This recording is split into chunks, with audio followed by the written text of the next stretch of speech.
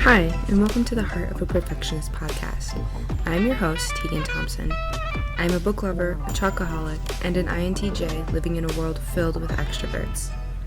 I made this podcast to share my experiences and struggles as an introverted perfectionist, and to bring the inner workings of an introvert's mind to introverts and extroverts alike. So grab a cup of tea and get comfortable. It's time to unmute.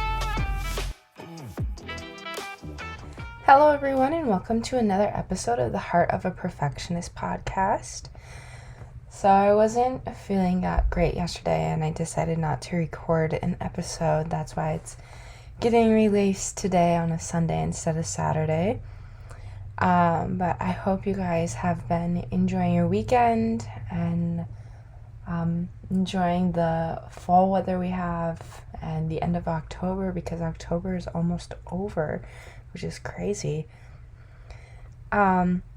This week we are going to be talking about how using different sides of your nervous system can shape your personality, and I will kind of be connecting it specifically to your introverted and extroverted personality types. So I want to kind of talk about your nervous system before I kind of dive in, just to kind of give you an overview of your nervous system and what we will be talking about within your nervous system, because there are a lot of components to it, and we're only going to be talking about two of them. So if you think of your nervous system as kind of a large umbrella, underneath it you have two large subcategories. One is your central nervous system, and that includes your brain and your spinal cord. And that's like the very most central part of your nervous system, and where a lot of processing and stuff occurs.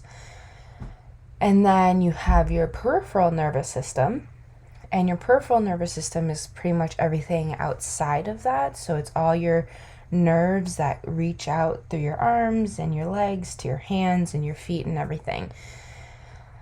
So we're going to be looking at underneath your peripheral nervous system. You have your somatic nervous system, and you have your autonomic nervous system. And we will be looking at your autonomic nervous system. And so your autonomic nervous system is broken up into two sides. There's two branches underneath that. And that's your sympathetic and your parasympathetic nervous system. So your sympathetic nervous system stimulates your fight or flight response, which I'm sure you've heard of. It's kind of what tells you, do I want to stay engaged in this situation, or do I want to leave? And it will increase your heart rate and your rate of respiration by releasing epinephrine and norepinephrine. It will also inhibit your low priority functions, such as your digestion and stuff like that. Essentially, your sympathetic nervous system is kind of telling your body to go, go, go. You kind of make decisions quickly. And so, yeah. And then your parasympathetic nervous system stimulates your rest and digest response. And it's kind of going to do the exact opposite of what your sympathetic nervous system does. So it's going to decrease your heart rate and decrease your rate of respiration. And it's going to increase your low priority functioning. So you're going to have an increase in your digestion. You're going to have increase in your hunger signals and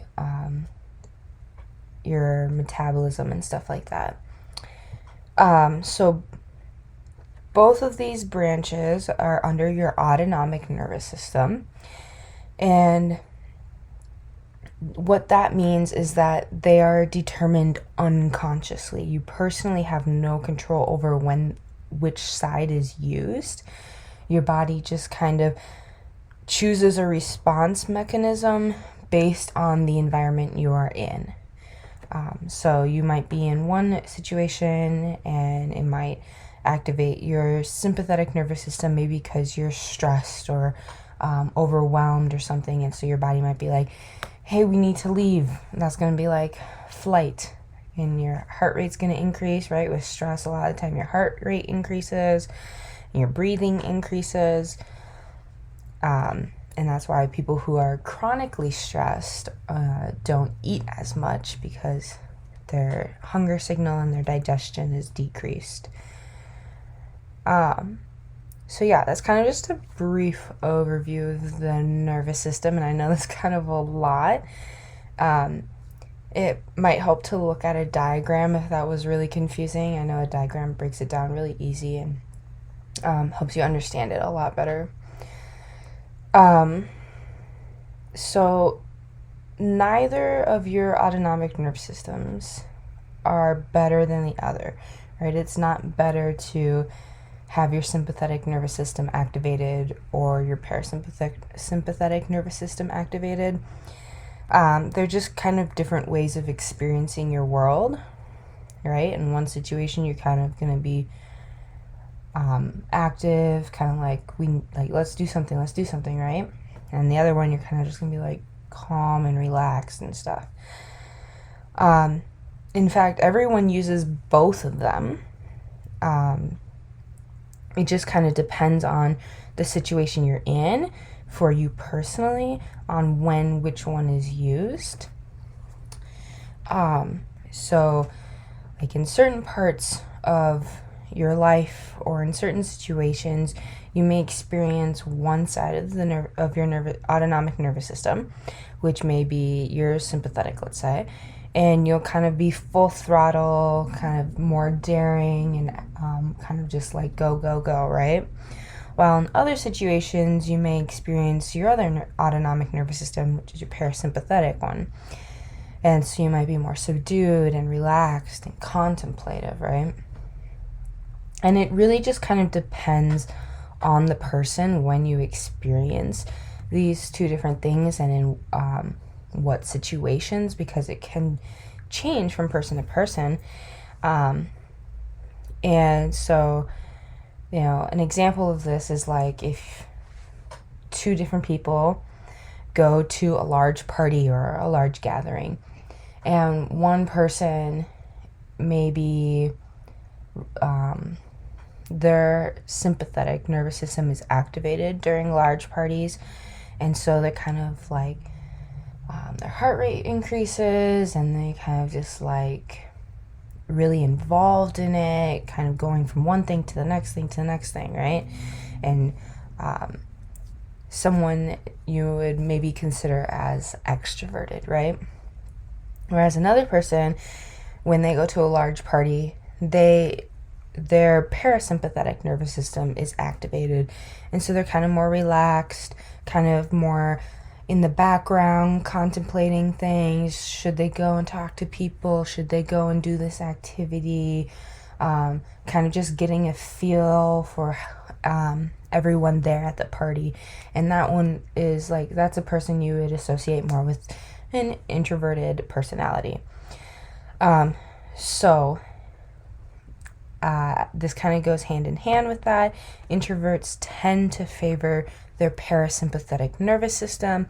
They tend to be in that more subdued, relaxed, and contemplative state, compared to extroverts who tend to favor their sympathetic nervous system and be in that full throttle, daring, go state. And I want to make sure that the keyword tends to is like really pronounced there, because obviously it's not always going to be like this. You can have introverts who experience their sympathetic nervous system more than their parasympathetic, and vice versa. But tends to, and for the majority, it usually follows that pattern. And again, everyone uses both of their sympathetic and parasympathetic nervous systems. It's just which one do you tend to use more often in your kind of day-to-day situational lifestyle. And so which of your autonomic nervous systems is used in a specific situation differs from person to person. No matter if you are both introverts or if you're both extroverts, that can still change from person to person.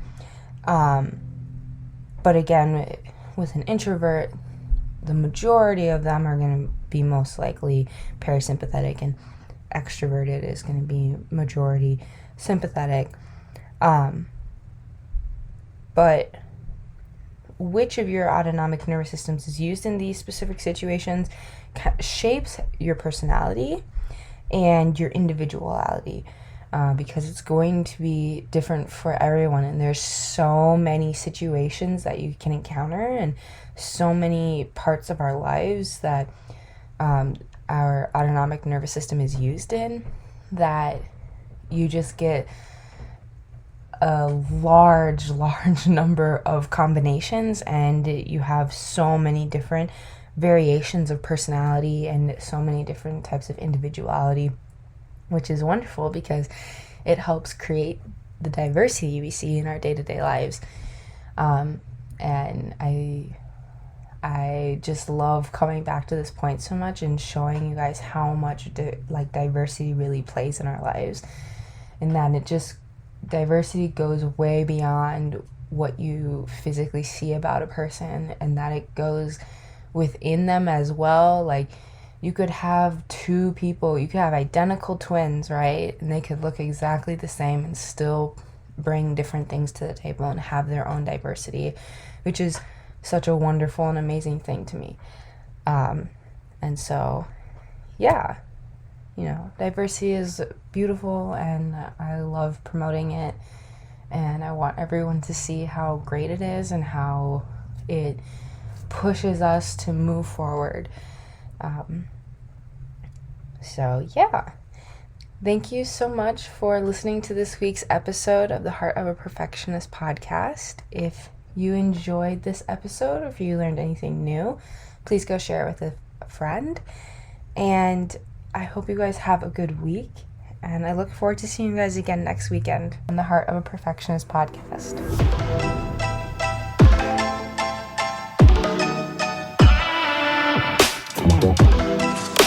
Come on.